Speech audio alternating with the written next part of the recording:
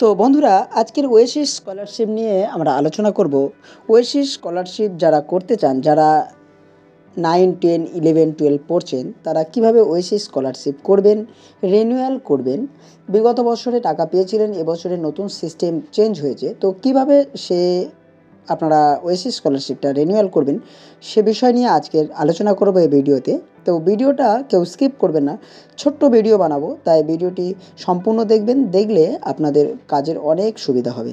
তো চলুন তাহলে ভিডিওটা শুরু করা যাক। অলরেডি কিন্তু আমরা একটা ওয়েসিস পোর্টালে চলে এসেছি, wboasis.gov.in সাইটে চলে আসার পরে তো আমাদের ফার্স্ট কাজ হচ্ছে আমাদের কাস্ট সার্টিফিকেট দিয়ে কাস্ট সার্টিফিকেটটাকে ভেরিফিকেশান করে নেওয়া। তো কাস্ট সার্টিফিকেটের নম্বরটা আমি এখানে ইনপুট করব এবং তার যে ডেটটা বসিয়ে যখন আমি সাবমিট করব, অলরেডি কিন্তু আমার অ্যাপ্লিকেশান নম্বর বসে গেছে। অর্থাৎ ওই কাস্ট সার্টিফিকেটে যে ব্যক্তির আবেদন করা হয়েছিল তার যে অ্যাপ্লিকেশান নম্বর, সেই অ্যাপ্লিকেশান নম্বরটি কিন্তু আপনি দেখতে পেলেন।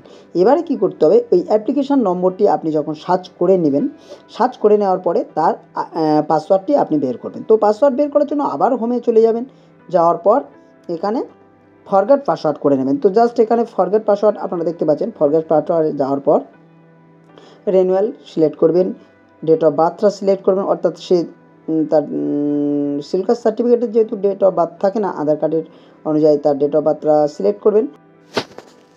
তো ডেট অফ বার্থটা সিলেক্ট করার পর তার কাস্ট সার্টিফিকেট নম্বর ও অ্যাপ্লিকেশান নম্বর সমস্তটা বসিয়ে দেবেন। দেওয়ার পর তার সাবমিট করে দেবেন। সাবমিট করার সঙ্গে সঙ্গে যে নম্বরে, সে নম্বরে একটা ওটিপি চলে যাবে। অর্থাৎ আপনি যে নম্বরটা দিয়েছিলেন অ্যাপ্লিকেশান করার সময়, সেই মোবাইল নম্বরে একটা ওটিপি চলে যাবে। ওটিপি দিয়ে আপনি নিউ পাসওয়ার্ড সেট করবেন। তো নিউ পাসওয়ার্ড সেট করার সঙ্গে সঙ্গে আপনি এটা কনফার্ম করবেন, করার পর সাবমিট করে দেবেন। সাবমিট করে দিয়ে অর্থাৎ আপনার যে পাসওয়ার্ডটা আপনি দিলেন, সেই পাসওয়ার্ডটা কিন্তু সাকসেসফুল সেভ হয়ে গেছে। এবার আপনি কী করবেন, পুরো হোমে চলে যাবেন।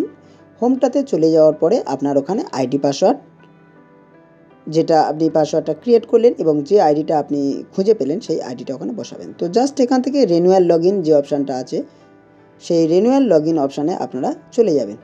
যাওয়ার পর আপনি এখানে আপনার আইডিটা বসাবেন, তারপরে আপনার পাসওয়ার্ডটা বসিয়ে দেবেন।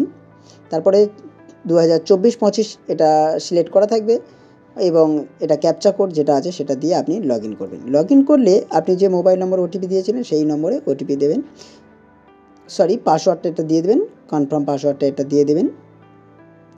তো পাসওয়ার্ড দিয়ে আপনি ওকে করবেন। করার পর আবার আপনি এটাতে চলে যাবেন। যাওয়ার পর এটা একদম ফাইনালি স্কলারশিপ। তো রিনিউ স্কলারশিপ, এটা অ্যাকচুয়ালি রিনিউ করার জন্য। তো রিনিউ স্কলারশিপে আপনি যাবেন, যাওয়ার পর এটা সাউথ 24 PGS সিলেক্ট করবেন। করার পর এখান থেকে আপনার আইডি বসিয়ে দেবেন, পাসওয়ার্ড বসিয়ে দেবেন, 2024-25 সিলেক্ট করা থাকবে, এখানে ক্যাপচা কোড বসিয়ে দেবেন, দিয়ে লগ ইন করবেন। লগ ইন করার সঙ্গে সঙ্গে আপনার ফোনে একটা ওটিপি চলে যাবে। সেই ওটিপিটা দিয়ে এখানে সাবমিট করবেন। করলে আপনার পোর্টাল ওপেন হয়ে যাবে। এবারে সবথেকে গুরুত্বপূর্ণ বিষয় হলো যে এখন যদি আপনি স্কলারশিপ রিনিউয়াল করতে চান, তাহলে সেক্ষেত্রে কিন্তু আপনাদের বায়োমেট্রিক দিতে হচ্ছে। এবারে বায়োমেট্রিক অনেক মেশিনে সাপোর্ট করে না। তো আমি এই পর্যন্ত ভিডিওটি দেখাতে পারবো এই কারণেই যে বায়োমেট্রিক এখন আপাতত আমার মেশিনে সেট করা নেই, তাই আমি দিতে পারছি না। তো সেই হিসেবে যদি এর পরের স্টেপ আমি আবার মেশিনটা রেডি করে আবার প্রত্যেকের জন্য ভিডিওটি আনবো।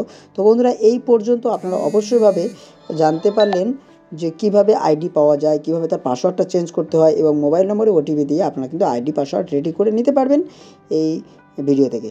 তো বন্ধুরা, ভিডিওটি এই পর্যন্ত। আশা করি ভালো থাকবেন।